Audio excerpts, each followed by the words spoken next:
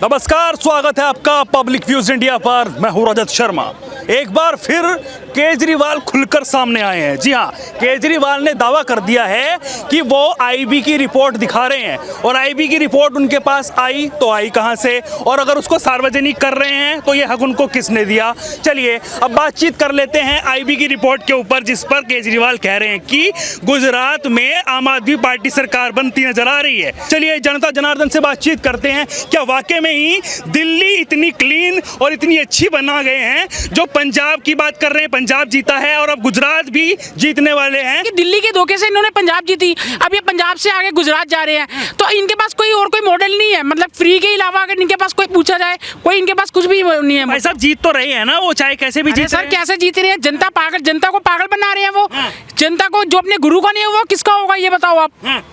लेकिन फिर भी उन्हें वोट मिल रही है, फिर भी सरकारें बन रही है। लेकिन सर अब ऐसा नहीं होगा गुजरात। बात है नहीं है सर गुजरात में जो अब जो ये चुनावी जो बोल कर रहे हैं, हमारे को XYZ सिक्योरिटी नहीं चाहिए इनको। दिल्ली में इनको गाड़ियां चाहिए, सब चीज चाहिए, और वहाँ पे कह रहे हैं Z सिक्योरिटी हमारे को नहीं। ऑटो वाले के अंदर बैठ के जा रहे हैं, वहाँ पे कह रहे हैं हमारे को सिक्योरिटी नहीं चाहिए। ये वहाँ पे दावा कर रहे हैं, ऐसे झूठ मूठ की मतलब राजनीति कर रहे हैं। सबसे गंदी राजनीति ये केजरीवाल सरकार कर रही है, मैं ये कह सकता हूँ। मैं एक चीज बताऊं आपको, ये अगर बॉलीवुड के एक्टर में चले जाए ना मुख्यमंत्री की जगह, तो फिल्में सारी हिट जाएगी। एक्टिंग इतना बढ़िया करते हैं भाई साहब। आप ये देखो, स्क्रिप्ट भी खुद लिखते हैं और एक्टिंग भी खुद करते हैं, और इतना जबरदस्त करते हैं कि लोगों को लगता है भाई साहब क्या जबरदस्त हकीकत वाली एक्टिंग है। लेकिन सारी स्क्रिप्टेड होती है।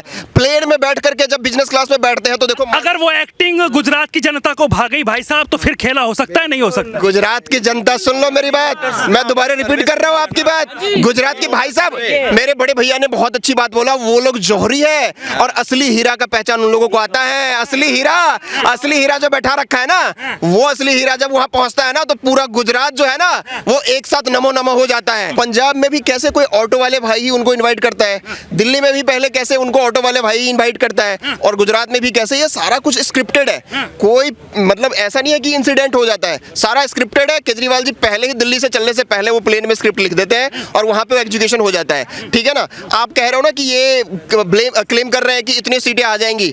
देखो, क्लेम करने के लिए तो कोई भी, आप भी क्लेम कर लो कि मैं पीएम बन जाऊंगा, बन जाओगे क्या? नहीं बनोगे ना। हम क्यों करेंगे बिना बात? कोई भी कर सकता है, मैं कर लूंगा, ये भाई कर लेंगे, कोई भी क्लेम कर सकता है, लोकतंत्र है भाई, कोई भी कर सकता है।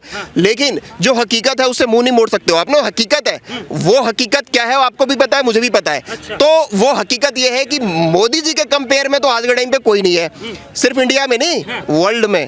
ठीक है, बड़े बड़े दावे करते नजर आ रहे हैं भाई साहब, कुछ तो बात होगी ना। वो कह रहे हैं, और उन्होंने पंजाब जीता भी है, वो कह रहे हैं कि पंजाब तुम्हारे सामने जो है वो हमने जीता है, ऐसे हम गुजरात भी जीतेंगे। देखो, पंजाब तो उन्होंने इसलिए जीत लिया कि पंजाब में कोई विकल्प था नहीं। कांग्रेस ने इतना भ्रष्टाचार किया वहां पे और लोग ऊब चुके थे, और बीजेपी वहां पे है नहीं, आपको भी पता है, स्ट्रांग है नहीं। तो एक बच्चे ये भाई साहब वहां पे पिछले कई सालों से लगे हुए थे, तो इनको मिल गया वहां पे, पब्लिक ने एक बार देख लिया। गुजरात के जो लोग हैं ना, वो फ्री रेवड़ी के चक्कर में नहीं आने वाले हैं, क्योंकि वहां पे मैक्सिमम व्यवसायी लोग हैं। उनको पता है कि उनके लिए, देश के लिए कौन हित में है। वो पर्सनल हित से पहले देश की हित सोचते हैं, और देश की हित इसी में है कि देश का इकोनॉमी कभी भी किसी भी कंडीशन में श्रीलंका वाली ना हो जाए। श्रीलंका वाली अगर इकोनॉमी की कंडीशन हो गई ना, तो भाई साहब मिट जाएगा देश। तो गुजरात के जो लोग हैं ना, वो सच्चे देशभक्त हैं, और उन्हें जानते हैं कि फ्री के रेवड़ी के चक्कर में, बहकावे के चक्कर में नहीं आने वाले हैं। ठीक है ना। ये फ्री की रेवड़ियां काम नहीं कर पाएगी। वो तो लगातार कहते नजर आ रहे हैं रोजगार देंगे हम वहां पर बेरोजगारी भत्ता देंगे, माता बहनाओं के, जो उनकी माता बहनें हैं उनके लिए 1000 रुपए की बातचीत कर रहे हैं। आपको नहीं लगता कि इस तरह से जब वो बातचीत कर रहे हैं तो लोग मानेंगे उनकी बात और जा सकता है वोट? वो इसलिए नहीं मानेंगे, देखो आपने बहुत अच्छा क्वेश्चन किया, इसलिए नहीं मानेंगे कि जहां पे लोगों ने उन पे भरोसा जताया, दिल्ली और पंजाब, वहां पे वो उन चीजों से मुकर गए। दिल्ली में आज देख लो आप, 3000 लोगों को उन्होंने रोजगार दिया या जॉब पे जो भी लगवाया, और वो क्लेम करते हैं कि मैंने 10 लाख लोगों को रोजगार दे दिया। पंजाब के साथ भी यही चीज किया। तो जो बोल रहे हैं वो चीज कर नहीं रहे, सिर्फ रेवड़ी बांटने के कल्चर पे वो चल रहे हैं, जो सक्सेस नहीं है। क्यों? क्योंकि वो देश के हित में नहीं है। और गुजराती लोग जो है ना, वो चाहते हैं कि देश के हित पहला और फिर पर्सनल हित, वो जो होगा उसके साथ जाएंगे, और वो मोदी जी ही है, उनके अलावा और कोई नहीं है। सिर्फ इंडिया में नहीं, हिंदुस्तान में। क्यों? जब रसिया यूक्रेन का युद्ध चल रहा था ना, तो सिर्फ मोदी जी ऐसे थे जो दोनों को बोले भाई थोड़ी देर के लिए रुक जा, हमारे बंदे बाहर आ जाएंगे। अमेरिका पहले आपको अमेरिका से परमिशन लेना पड़ता था कि भाई सांस लूं या नहीं लूं। आज जो है ना मोदी जी कहते हैं, मोदी जी के लिए बारे में वो बोलता है अमेरिका कि भाई भारत कुछ बड़ा करने वाला है और पाकिस्तान में बम फोड़ के आ जाते हैं। तो मोदी से तुलना ये केजरीवाल, राहुल गांधी, ये लोग सेकंड में मरने कटने दो, लड़ने दो, सेकंड में देखेंगे कि कौन है। मोदी जी का झंडा जो है ना वो चांद पे लहरा रहा है, ठीक है ना। ये कंपेयर ही नहीं है भाई साहब, आप तुलना क्या कर रहे हो। तुलना वहां किया जाता है, तुलना वहां किया जाता है जहां पे आप कंपेरेबल हो, कंपेयर ही नहीं है, आप कहां तुलना कर रहे हो। ठीक है, गुजरात में भाई साहब कुछ कह रहे हैं, सुन लेते हैं आपके पास आए। देखिए भाई साहब, अरविंद केजरीवाल की मैं जितनी मर्जी कमियां निकालूंगा उस कमियों से क्या होगा। नहीं, जो गलत है तो गलत है, लेकिन जो अरविंद केजरीवाल अगर थोड़ा भी अच्छा करते तो ढिंढोरा पीटते हैं। जब उन्होंने कहा कि हम स्कूल बनाएंगे या हॉस्पिटल बनाएंगे, जगह ना मिलने के कारण से वो स्कूल नहीं बना पाए, लेकिन 5000-7000 क्लास बनाए। क्लास बनाए ना। लेकिन मैं कहता हूँ आटा ही डाल के देखो, क्या उन्होंने 5000 क्लास बनाने से क्या 500 भी नए टीचर आए क्या? नहीं आए। दूसरा, अरविंद केजरीवाल की जो वाइफ है इनकम टैक्स की बहुत बड़ी अधिकारी रही है। जब से आप पार्टी बनी है, जब से ये मुख्यमंत्री दोबारा बने हैं, आप आटा ही डालो, आप खुद मीडिया से हो, आप आटा ही डालना। चैलेंज करता हूँ कि अरविंद केजरीवाल ने अपने इनकम का और अपनी वाइफ का इनकम का कभी पार्टी को डोनेट किया होगा? ये वही अरविंद केजरीवाल है जिसने भिखारियों से चंदा लिया था, लोगों से चाय पी के वो करवाया था। आप आरटीआई डालिए, ये मैं चैलेंज करता हूँ इंडिया में कि आरटीआई डाला जाए कि इन्होंने अपने पर्सनल इनकम का, अपने इनकम का जो मुख्यमंत्री रहते हैं जो सैलरी ले रहे हैं उसका 1 पैसा भी इन्होंने डोनेट नहीं किया होगा। वो तो लगातार ये भी कहते नजर आ रहे हैं भाई साहब कि हम जैसे दिल्ली में जीते, दिल्ली में हमने वो काम गिनवा रहे हैं जाके गुजरात में। वो कह रहे हैं कि जो हमने काम किए हैं उससे प्रभावित होकर लोग हमारे पास आ रहे हैं। मैं मीडिया एडवर्टाइजिंग से हूँ। इन्होंने जितनी बड़ी होर्डिंग में, एक होर्डिंग जब सरकार देती है उसमें अच्छा खासा कमीशन मिलता है। स्कूल के अंदर बिल्डिंग बनी है, बिल्डिंग बनने से एजुकेशन नहीं बदलता। जिस टाइम पे देश में कोरोना था वहाँ पे दवाई नीति बननी चाहिए थी, एजुकेशन नीति बननी चाहिए थी। आपने क्या नीति बनाई? शराब नीति लेके आए। जो आपका शिक्षा मंत्री है वो बढ़ चढ़ के उसमें लिप्त होता है। शिक्षा मंत्री, स्वास्थ्य मंत्री को तो एक दवाई पे दूसरी दवाई का दुकान में फ्री मिलनी चाहिए थी। अब मेट्रो के ऊपर बगल में आप दारू के लेके आते हो, इसका क्या स्टेटमेंट है? अब रही बात पंजाब जीते ही नहीं है। वो तो बेशर्मों कुकर्म जो पिछली सरकार की जो गलतियों के चलते ऑप्शन ना होने के कारण से और जो फ्री की रेबड़ी बांटने की बात कर रहे थे उसके बदौलत उनको पंजाब में मौका मिला। जैसे 15 भी दिन नहीं हुए थे, हमने सुधार दिया, हमने ये कर दिया, आते ही पैसा मांगने लग गए थे कि सेंटर को जो पैसा मिलता है वो किसी के बाप का नहीं है। और तब किसी का बाप का नहीं, इसका मतलब थोड़ी है कि तुम जितने के लिए कहोगा कि ये कहो कि मैं सेंटर को दे दो। अब हजार रुपए देने की बात करी थी। वो तो ये कहते हैं ना, जिस तरह से जो टैक्स का पैसा आता है हम सम्मान के साथ, हमारे जो देश की जनता है, हमारे जो स्टेट की जनता है, उनको हम सम्मान के साथ देते हैं। वो कहते हैं, जब मेरी बात सुनिए, वो कहते हैं कि जब विधायक को बिजली फ्री मिल सकती है और पानी फ्री मिल सकता है और तमाम सुविधाएं मिल सकती है तो मेरी जनता को क्यों नहीं? नहीं, तो वही वो कहते हैं विधायक को बंद कर दो ना।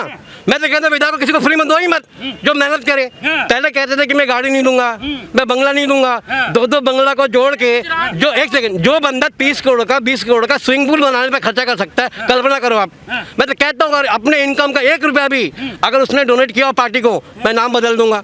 या राम जन्मभूमि में अगर उसने अपने पर्सनल इनकम से, मैं पूरे इंडिया के मीडिया को चैलेंज करना चाहता हूँ कि सर्वे करें, आरटीआई डालें, क्या अरविंद केजरीवाल मुख्यमंत्री रहते हुए अपने पर्सनल इनकम का 1 भी रुपया राम जन्मभूमि में डोनेट किया है क्या? पार्टी का नहीं, पर्सनल चेक से या उसकी वाइफ ने नहीं किया। नानी नाराज नहीं हो जाती, वो नहीं कह जाती कहाँ मेरे तूने पैसा दे दिया।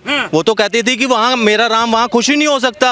अरे 500 साल से जो हिंदू जिस आस्था से मतलब उनका जो आराध्य हैं वो तंबू में और उसके लिए लड़ाई लड़ रहे थे, मगर उनकी नानी के साथ जोड़कर उन्होंने एक मतलब अपने वोट बैंक को खुश करने की राजनीति की। दूसरी बात, यहाँ सिर्फ एड कल्चर रहा इनका। आप जमीनी स्तर पर आप देख रहे हैं, आज आंखें खुल गई हैं दिल्ली की। ये वो लगातार बातचीत करते नजर आ रहे हैं कि गुजरात में हम जीतेंगे और 60 सीट तो वो बता ही रहे हैं बिल्कुल जीत रहे हैं, और आगे भी कह रहे हैं और भी सीट आने वाली है हमारे पास। मैं आपके चैनल के माध्यम से मैं एक चीज बोल देता हूँ, अरविंद केजरीवाल जी, ये गुजरात है, गुजरात, यहाँ जौहरी रहते हैं, जौहरी। उन्होंने एक हीरा, नायाब हीरा जो है ना, 15 साल वहाँ चुना था और फिर उसको आज प्रधानमंत्री दूसरी बारी टर्नओवर चल रहा है, तो वो कंकड़ पत्थर नहीं पहचान लेते हैं। वो आपका वहाँ दाल नहीं गलने वाली। कोशिश करिए कोई और राज्य पकड़िए, यहाँ मुस्लिम बहुबुल्ली क्षेत्र हो ना, उस तरफ नजर डालिए, यहाँ दाल नहीं गलने वाली। ये गुजराती लोग हैं, गुजराती, यहाँ इनको हीरे की परख है। ये आप जैसे कंकड़ जो ना फेल दिल्ली वाले, वो कहीं झांसा खा लिए, मगर 2025 में आपका यहाँ से भी लुटिया डूबने वाली है।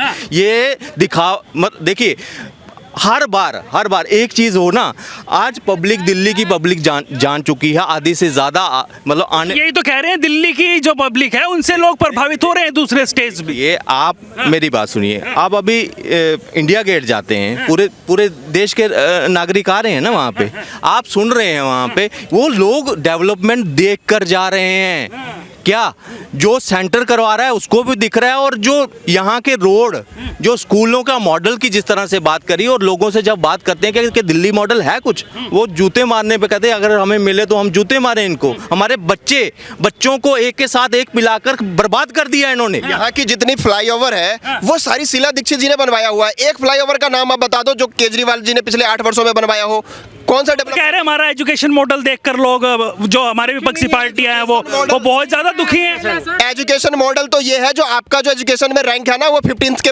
बाद आता है। आपका कोई रैंक ही नहीं है। आपके स्कूल में ना तो शिक्षक है ना प्रधानाध्यापक है। सिर्फ पेंट कर देने से भैया अगर एजुकेशन का स्तर अच्छा हो जाता ना, तो मैं आपको बताता हूँ जो बड़े बड़े कंट्रीज में जो रंग पेंट वाले होते हैं उनको बुला करके आप स्कूल का रंग पेंट करवा दो, आपका एजुकेशन अच्छा हो जाएगा। उससे कोई मतलब नहीं है।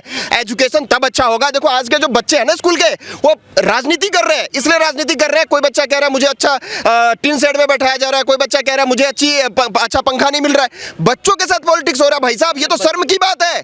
शर्म की बात है कि बच्चे पॉलिटिक्स कर रहे हैं। देखो मैं तो शुक्रगुजार कहते नजर आ रहे हैं कि पहले तो तंबू हुआ करते थे, स्कूल तो हमने ही बनाए हैं। अरे हमने भी पढ़ा है भाई साहब दिल्ली के स्कूल में, हम कोई विदेश से पढ़ के नहीं आए हैं। शीला दीक्षित जी का मैं शुक्रगुजार हूं कि उन्होंने कभी भी शिक्षा के नाम पे राजनीति नहीं करा, भ्रष्टाचार करा, इसलिए आज वो पार्टी नहीं है सत्ता में। लेकिन उन्होंने कभी राजनीति नहीं किया। यार बच्चों को तो छोड़ दो, तुम वयस्क से राजनीति कर लो, तुम बुढ़ों से राजनीति कर लो, तुम और वर्गों से राजनीति कर लो, बच्चों को जो राजनीति कर रहे हो ना शिक्षा के नाम पे, वो शर्म की बात है। वो बहुत लानत वाली बात है। वो जनता बर्दाश्त नहीं करेगी।